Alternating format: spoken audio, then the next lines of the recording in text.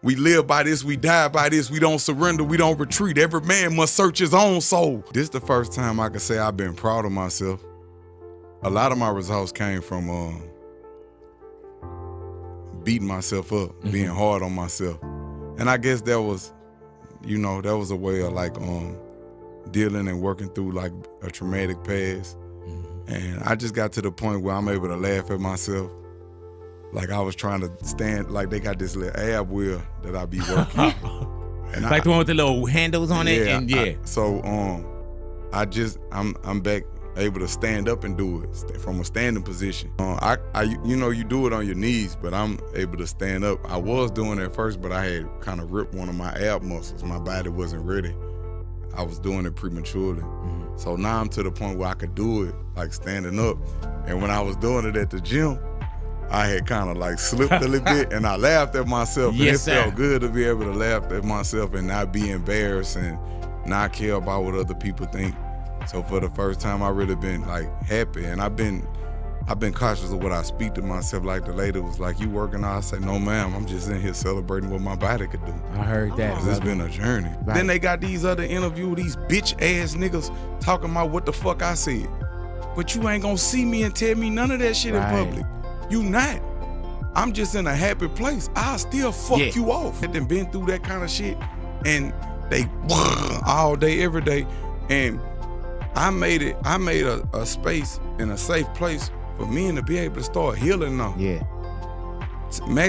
Masculinity don't have to be toxic. It can be sacred. You can love yourself so much that you can look at a woman and she don't deserve you can love yourself that much. Like you can. Yeah. See, I'm gonna tell you the truth. See, all that gangster shit I was doing was out of fear. I had that fear of being vulnerable. Like if a man looked me in my eyes, it's a challenge. Right. That me or you. That's fear. And now when I look at people in their eyes, I see myself or different versions of myself. And me being a nurturer, if I can aid and assist you along your journey, then cool. If I can't, then cool. Just sometimes me being able to just give you a look of, I understand what you're going through. Just speaking to somebody could change their day. To be able to look at whatever need that it is. And it's beautiful that God allowed me to go through all of these things because I'm a greater blessing. I embrace the things that happened to me in my past with a sense of positivity. I replaced that negative emotion attached to it with a positive emotion, and I'm grateful for everything that happened because I'm a greater blessing to the world. I mean so much more to the world now. I used to be that too. Right, explain. I used to be running from myself. I used to be too hard for myself. I was caught up in ego, the false ego, the competitive nature. Yeah, man. But I had to kill my ego. It's not hard. Is it scary to do? It's uncomfortable. It's very scary. Yes. It's very scary. And my ego is a beautiful thing because it got me to this point. Thank you for getting me to this point. But I don't need you anymore. But it's tricky because the ego really only there to keep us safe. It's only there to keep us safe. But it's tricky because it creep back in. Yeah. I don't judge nobody because I used to be all that lame ass shit. I ain't gonna call it lame. I just call it a period for growth. No, I needed pacifiers. And when you come from poverty, you come from the streets, it's competitive. Like, it's always about the nigga who have emotion. And for those of y'all that don't know what emotion mean, that's like you having your way, you having something going on, you financially well off, so to say. So you have emotion, you got something going on. So I always wanted to look like I was having motion or have some motion. And there even was a point where it was like, you fake it till you make it. And then there was a point where it was like, you know what, man, let's just be clean. Yeah, was it tiring? Exhausting? Yeah. The most exhausting part for me was making comparisons. That's what caused my depression. Like to others or to other things? To others. Like I look at social media and see how everybody's life going great. Everybody slapping them on their ass and high-fiving them. And they doing shit that ain't even raw, for real. Yeah. But when I do it, nigga don't say nothing. Y'all just wait 3 months later and just do what I did and everybody be, oh man, that nigga so raw. That nigga a bitch. Right. But at the same time, I had to get out of that mindset, and say, man, Kevin, you tripping. Like, I got off Instagram and then went back in the streets. Don't nobody get the kind of love I get in the streets. I go everywhere. People really love me. Like, I love God. At the end of the day. Did you feel like you were abusing the temple? Yes, I was. I love God. So if I love God, my body is my temple. I can't hear God talking if my temple clogged up. I only eat 1 meal a day. That's it. Mm-hmm. I eat 1 meal a day because I govern my temple. I govern it. On Mondays and Thursdays, I dry fast. I only eat 1 meal a day, and everybody that see me, I got partners my age, and my house was thinning and everything. I was losing hair and everything due to being unhealthy. And I still eat whatever I want. I just do it in moderation. All things I do, I just do it in moderation. It's about balance, because I was vegan for a super long time. Moderation, not deprivation. Yeah, I was vegan for a super long time, but I realized it's about balance. The flowers don't chase the bees.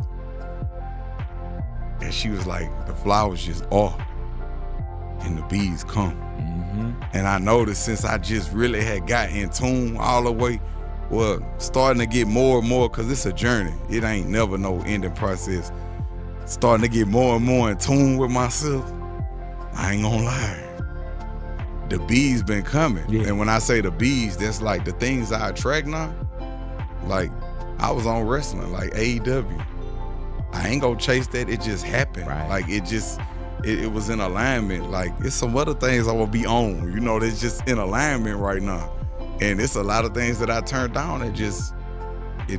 My energy just wasn't in alignment with it. It could have been lucrative in nature, financially lucrative, but it just was like my energy, it wasn't worth my energy, because my energy more important to me. And I noticed when I protect my energy and put it where it's aligned, better things come. So a lot of things just be tests. Like, the universe tests you with things. Like what that nigga say?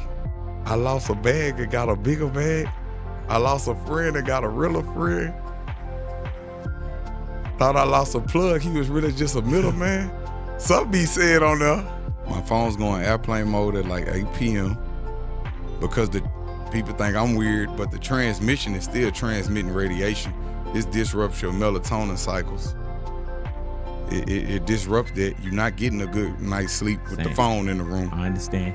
People talking about binary beats and all that shit. That's just hypnosis. The most beautiful thing you can listen to is your own breath. Put you some earplugs in. Your breath. Your breath is the most beautiful thing you can listen to in your own heartbeat. Mm-hmm. That's the most beautiful thing you can listen to. Now, you might be having thoughts and be detoxing, because we psychologically detox at night. We decompress. Yeah, bro. You jump and twitch and your body move. That's just, you just releasing energy. Mm-hmm. It's just boggled up energy. See, I do a lot of yoga, so I move that energy around. That energy got to be moved around in the body. So once you know what's going on, you don't need nothing to suppress it, like a drug or this or that. Man, everything we need is already in us.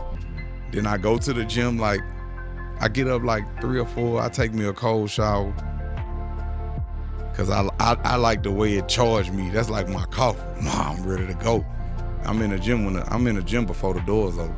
Like, I say before the doors open, but if it's 5, like if it's 4, like 40, they're usually kind of opening to let me in.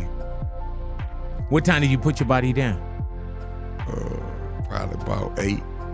It just seemed like I got to take a warm bath or a warm shower, then I can go straight to sleep.